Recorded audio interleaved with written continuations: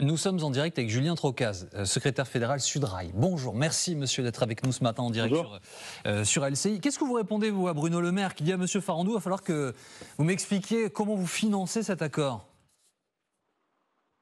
Enfin, on a un gouvernement de clowns en fait là à l'heure actuelle.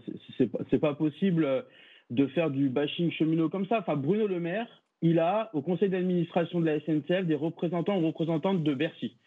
Il y a ce qu'on appelle la stratégie financière qui est présentée, il y a ce qu'on appelle l'agenda social qui est présenté, et ça veut dire que son ministère, puisqu'on appelle ça des personnes qualifiées, elles sont au conseil d'administration de la SNCF et des autres SA. Donc en fait, c'est juste un plan de communication, c'est juste encore, on continue à faire du bashing cheminot. Voilà, on est juste sur une nouvelle diversion politique, parce que je finirais sur quelque chose aussi. Ça ne déséquilibre à aucun moment les régimes de retraite parce que ça s'appelle un accord d'entreprise qu'on a négocié. Et l'accord d'entreprise, il va être payé par l'entreprise et par ses salariés, donc par les cheminots et les cheminotes. Donc à aucun moment, on va déséquilibrer le régime de retraite de ce pays.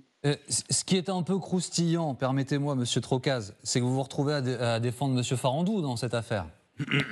Moi, je défends déjà les cheminots et les cheminotes et je ne vais pas m'excuser que comme dans d'autres secteurs, on négocie des sujets de pénibilité de fin de carrière. Je ne vais pas m'excuser que par exemple, quand il y a des inondations et qu'on a des collègues de la maintenance qui vont sur les voies 7 jours sur 7 pour réparer quand il y a des inondations, il y a des voies, je ne veux pas m'excuser de ça. Donc, on a affaire à un gouvernement qui dit tout ce contraire. Je citerai juste aussi Emmanuel Macron, le 9 mars 2023. Le 9 mars 2023, il envoie un courrier à toutes les organisations syndicales et il dit qu'il faut avoir des concertations et des améliorations sur la prise en compte de la pénibilité des carrières longues. On a un gouvernement qui n'arrête pas de se contredire et qui tape toujours sur les mêmes.